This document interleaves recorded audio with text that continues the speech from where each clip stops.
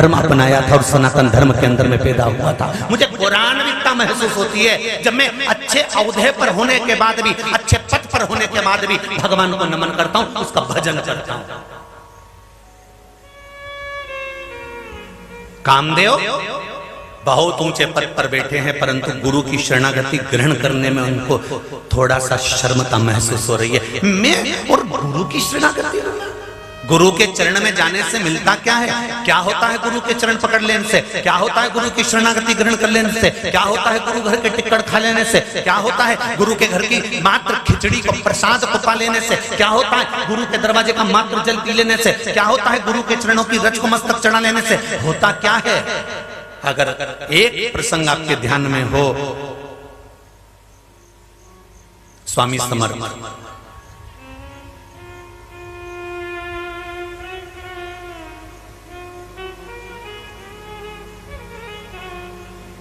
स्वामी समर्थ जी के एक शिष्य थे। महाराष्ट्र में, मराठवाड़ा में आप कभी जाएंगे तो आपको लिखा हुआ मिलेगा स्वामी समर्थ होटल, स्वामी समर्थ कृपा, स्वामी समर्थ। स्वामी समर्थ वो सतगुरु एक दिन अपने शिष्य से कहते हैं, जाओ थोड़ी भिक्षा लेकर आओ, भूख लग रही है, जाइए। स्वामी समर्थ भेज रहे हैं अपने शिष्य से।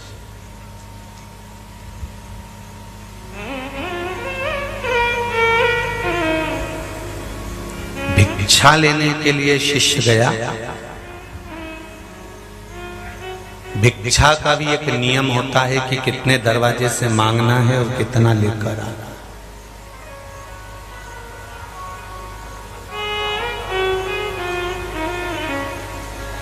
भिक्षा लेने चले, 4 दरवाजे से भिक्षा मांगने के बाद में 5वें दरवाजे पर पहुंचे और 5वें दरवाजे पर उन्होंने अलग जगाई, जय श्री स्वामी समर्थ भिक्षाम दे। जय श्री स्वामी समर्थ भिक्षाम दे। जय श्री स्वामी समर्थ भिक्षाम दे। अंदर एक तांत्रिक बैठा हुआ था। भिक्षा मांगने वाले को यह नहीं मालूम था कि अंदर कोई तांत्रिक बाबा है। तांत्रिक बाहर आ गया, आकर चिल्लाया, तुझे शर्म नहीं आती? मेरे दरवाजे पर खड़ा है और स्वामी समर्थ की जय कर रहा है।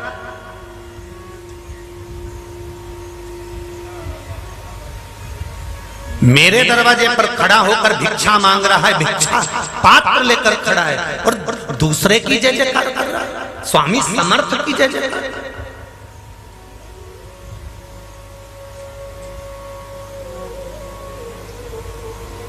भिक्षा मांगने वाले ने कहा, जिस गुरु की शरणागति में रहता हूं उसी गुरु का तो नाम लेता हूं, उसमें शर्म क्या करना। जिसके दरबार से आपको मिले थोड़ी भी झोली अगर खुशी की भर दे, उस दरबार का नाम 50 जगह पर लेकर बता देना कि मुझे उस परमात्मा ने दिया है। मैं गई थी उज्जैन में, गई थी कुबेरेश्वर धाम और बाबा ने मेरी सुन ली और मुझे प्राप्त हो गया, तो क्यों चूके कहने में।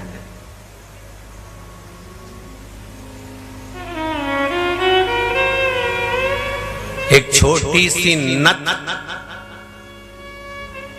नाक की पति इंदौर घुमाने ले गया तो वहां से दिलाकर ले आया, तो इसने 25 को बताया, उनने दिलाई है, उनने दिलाई है, उनने दिलाई है।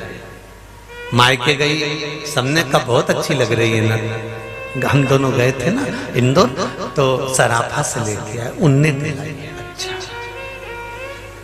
एक छोटी सी नथ जिसकी कीमत मात्र 5,000, 10,000, 50,000, 1 लाख रुपए, उस नथ को तुमने 50 बार कहकर बताया कि ये उनने दिलाई, उनने दिलाई, और आज तक नहीं भूल पाई, बुढ़ी हो गई। एक दिन बहू डब्बा खोल के बैठी थी तो भी कह रही बहू से, ये वाली थारा ससुर जी ने दिलाई थी। तो बहू से कह रही है अभी तक भी बुढ़ी होने के बाद भी एक छोटी सी नथ पति ने दिलाई तो 50 जगह पर बताई, अंत तक नहीं भूल पाई। और अभी भी बुढ़ापे में कह रही है तेरे ससुर ने दिलाई थी, अभी भी कह रही है। बेटी से कहती है थारा पापा जी ने दिलाई थी, अभी भी कह रही है। ये उनकी निशानी है हमारा पास, अभी भी कह रही है। पर एक बार मुंह से नहीं निकला कि इतना अच्छा करोड़ों का शरीर उस परमात्मा ने दिया है, रोज धन्यवाद करना चाहिए, भजन करने के लिए। करोड़ों का है साहब, करोड़ों का, करोड़ों का। उसके बाद भी तुम लोग दुखी रहे हो ना, भगवान ने बड़ा दुख दे रखा है। भगवान के क्या दुख दिया बोल तो सही, बस हमारा बहुत दुख है, बहुत तकलीफ। भगवान भी मन में सोचा हरिओ मुसद्दी लाल की लुगाई काय को पृथ्वी पे आई, क्यों आई? भगवान भी सोचा जब इससे मिलो तभी ऐसा लगता है कि गुमशुदा तलाश केंद्र के केबिन में आ गया है। जब मिलो तब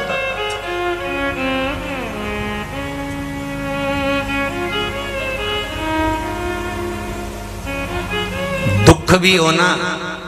आपको पहले भी कथा में कहा अगर दुख है ना तो भी शंकर जी के मंदिर में खुश होकर जाना, प्रेम से स्माइल देकर एक लोटा जल चढ़ा कर आना। शंकर भगवान भी टेंशन में पड़ जाएंगे, इतना कर्जा, इतनी तकलीफ, इतना दुख, उसके बाद भी खुश होकर पानी चढ़ा देना। और नियो समझ में तो प्रैक्टिकल कर कर देखना, कर्जा भी हो जाए, दुकान नहीं भी चले, परेशानी पर परेशानी चल रही हो, तकलीफ पर तकलीफ चल रही हो, सारे खानदान को मालूम है कि ये दुखी है, उसके बाद भी घर की सबसे सुंदर सुंदर साड़ियां निकाल के पहनना चालू कर दो, सिर पे पल्लू लेना चालू कर दो और शंकर के मंदिर जाना चालू कर दो। सारे घर के लोग टेंशन में हो जाएंगे और इनके मुंह पे एक बात जरूर आ जाएगी कि ये जमाने भर में रोती फिरती है पर इनके पास जरूर कुछ ना कुछ तो है। मतलब वो टेंशन में रहेंगे, ऐसा क्या है, ऐसा है क्या इसके पास कि ये हमेशा खुश दिखती है। जब मंदिर जाए, जब चकाचक जाए, रोज नई साड़ी पहन के जाए, मोहल्ले की माताएं तो ऐसी चले जाए, उठता से मुंडा धोए चने धोए, और ये तो जब जाए न तैयार हो गए। टेंशन क्या है। एक बार घूमने के लिए अकबर वृंदावन चले गए और अकबर वृंदावन गया तो वृंदावन के पंडाओं ने सोचा अकबर आ रहा है, राजा आ रहा है, राजा आ रहा है, राजा आ रहा है, इतना बड़ा राजा आ रहा है। जब हम उसको वृंदावन में यमुना जी का पूजन कराएंगे, जब हम उसको भगवान का मंदिर का दर्शन कराएंगे, जब हम उसको ब्रज की दज का दर्शन कराएंगे, तो अकबर जाते जाते, राजा जाते जाते दक्षिणा अच्छी देकर जाएगा, कुछ दक्षिणा बहुत अच्छी देकर जाएगा, ये निश्चित है। और सारे ब्रज के पंडाओं ने तैयारी कर ली और राजा आया और ब्रज का एक पंडा आगे आया और उसने यमुना जी का पूजन कराया।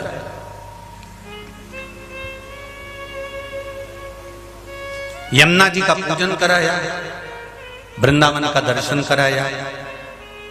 अकबर जाते जाते सबने कहा पंडित जी को दक्षिणा दो, पंडा जी ने दर्शन कराया, इनको दक्षिणा दो। तो अकबर थोड़ी सी खिल्ली उड़ाने के चक्कर में एक ब्राह्मण की अकबर ने एक खोटा सिक्का नीचे पड़ा हुआ था जो किसी काम का नहीं था, जिसके अक्षर तक गल चुके थे, ऐसा खोटा सिक्का उठाकर अकबर ने उस पंडित जी को दे दिया। पंडा जी के हाथ में दिया, पंडा जी ने चुपचाप से ले जाकर खोल कर देखा तो अकबर ने खोटा सिक्का दे दिया।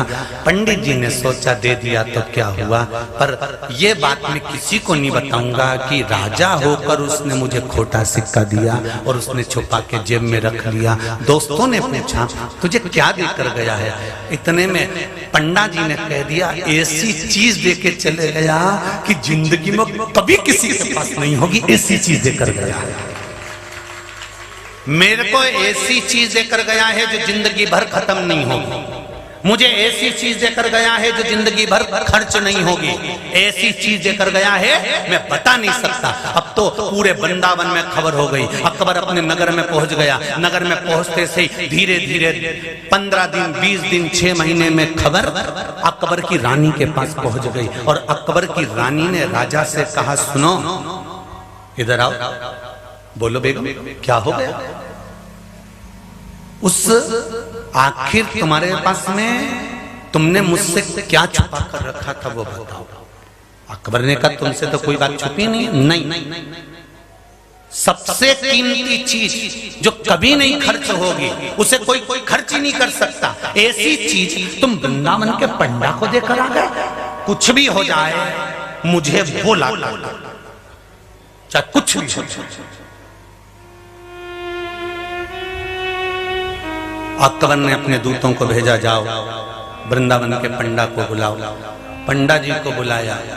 महाराज घाट पर दिया गया दान वापिस नहीं दिया जाता, दे नहीं सकता। अकबर ने कहा, रानी तू दूसरा कुछ नहीं, मुझे तो वो ही चाहिए जो तुमने उस पंडा को दिया, जो कभी खत्म नहीं होगा, कभी खत्म ही नहीं होगा, मुझे वही चाहिए। पूरा राजघराना हिल गया। अकबर ने पंडा जी से कहा, हमारे राज्य की आधी दौलत ले लो और जो तुमको दान दिया था वो हमको दे दो। पंडा जी ने कहा, नहीं दूंगा चाहे कुछ भी हो जाए, नहीं।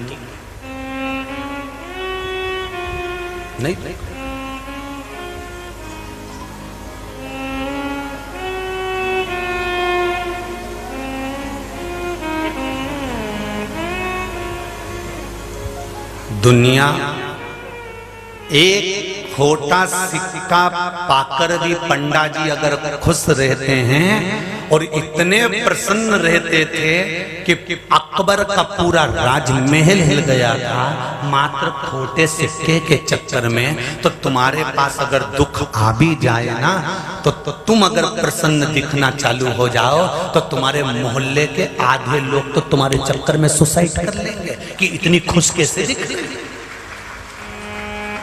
कर्जे में इतनी लतालूम, धन है नहीं, संपदा है नहीं, है? सब कुछ गिरवे पड़ा हुआ है, दौलत है नहीं, परेशानियों में घिरी हुई है, सारा कष्ट इसके जीवन में, उसके बाद भी इतनी प्रसन्न क्यों है? तुम्हारा प्रसन्न रहना भी आधे से ज्यादा लोगों को नुकसान पहुंचा सकता है। ध्यान देना जरा, तुम्हारे से ईर्ष्या रखने वाला तुम्हारी प्रसन्नता देख कर ही निपट जाए। आग लगे बस्ती में, और ये हम आज नहीं कर रहे हैं, हमने जब से कथा चालू करी है तब से एक ही बात कहते हैं, आग लगे बस्ती में और अपन रहो मस्ती में, क्या किसको रोइए चादर तान के सोइए। खूब चकाचक रहे हो, घर में जितनी जोरदार जोरदार साड़ियां हैं सब पहन लो, क्योंकि आखिरी श्वास कौन सी हो तब तो आखिरी में तो पहनने का भी मौका नहीं मिलेगा, सब अलमारी में धरी की धरी रह जाएगी, फिर लाल कलर की कब पहनेंगे बोलो ईमानदारी से। तो इसलिए सब निकाल लो, सब पहनो, पहनाओ, आनंद लो, जीवन का कोई ठिकाना नहीं। अब तुम ये सोच कर बैठी हो कि मैं उसकी शादी में पहनूंगी, देवर के लड़के की शादी में पहनूंगी, मैं जेठ की छोरी की शादी में पहनूंगी, नहीं मैं उसकी शादी में पहनूंगी, और उससे पहले निपट गई तो फिर तू तो नहीं पहनेगी, थारी बहू पहने तो मत कहना ऊपर से आकर कि मेरी क्यों पहन गई। इसलिए जो भगवान ने दिया है उसमें इतने प्रसन्न रहो। परमात्मा ने जैसा हमारा शरीर बनाया, परमात्मा ने जैसा हमको बनाया उसमें प्रसन्नता होना चाहिए। आज जिसने दिया उसका गुणगान करने में क्या जाता है? पति ने नथ दी तो पत्नी ने गुणगान करा, परमात्मा ने शरीर दिया है, इससे बड़ी कोई दौलत नहीं हो सकती। प्रथम सुख निरोगी काया, भगवान कहते हैं पहला सुख है निरोगी काया। लोगों के पास धन इतना है और कैंसर जैसा रोग हो जाए, 2 रोटी सही से नहीं खा पाए, जिंदगी नरक जैसी निकल जाए, कहीं ट्यूमर गड़बड़ हो गया, कहीं डायलिसिस हो रहा है, कहीं किडनी बेकार हो गई, कहीं लीवर बेकार हो गया। क्या काम का वो धन, क्या काम का वो संपदा, किस काम की वो दौलत,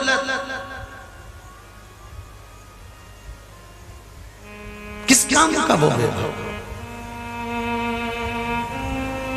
महाराज स्वामी समर्थ भिक्षाम दे जय श्री स्वामी समर्थ भिक्षाम दे, जय श्री स्वामी समर्थ भिक्षाम देहि।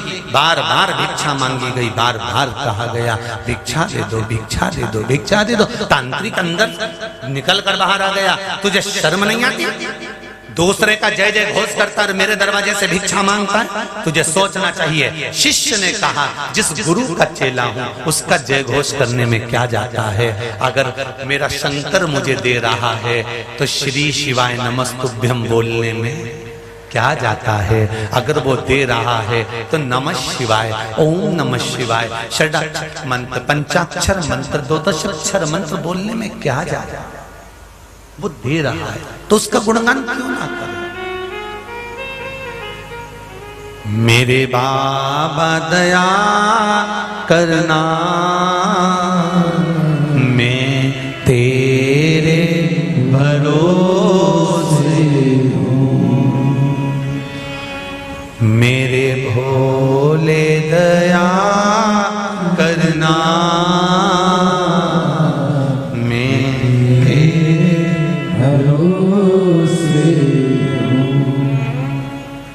तांत्रिक निकलते से कह दिया, मैं तुझे श्राप देता हूं, कल सुबह का सूर्य तू नहीं देखे।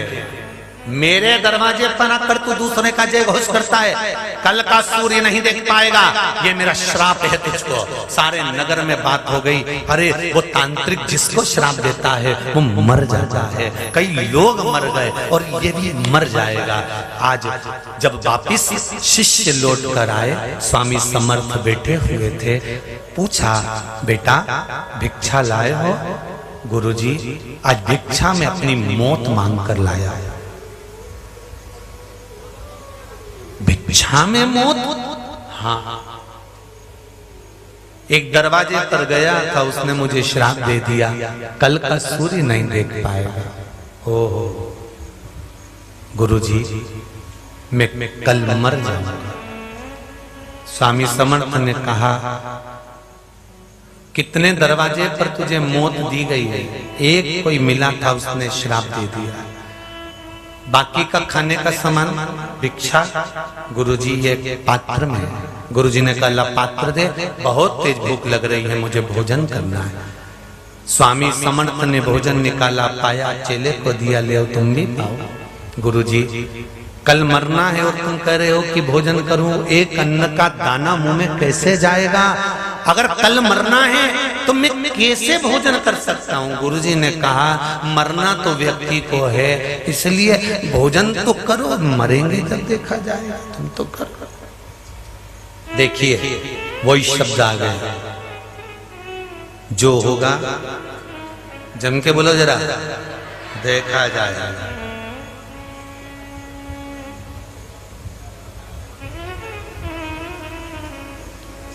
शिव नाम लिया तो डरना, फिर दर दर जाके आए भरना क्या? शिव नाम लिया तो डरना।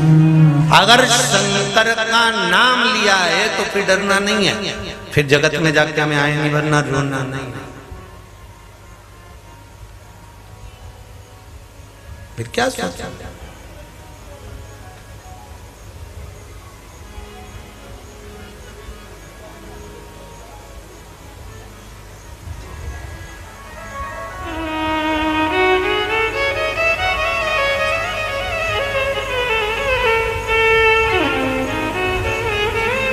दिल की तमन्ना दिल में रहेगी, बेल पत्ती शिव मंदिर में रहेगी।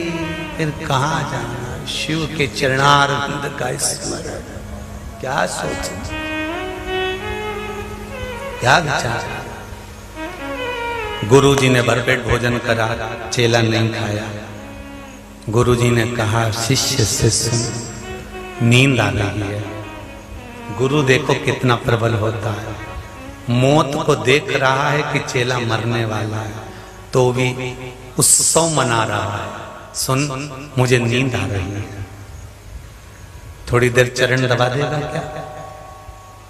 गुरुजी हाँ, एक बात कहूं, स्वामी समर्थ से कर रहे शिष्य, कल मरना ही तो है, आज गुरु की सेवा करके ही मर जाऊं तो अच्छा।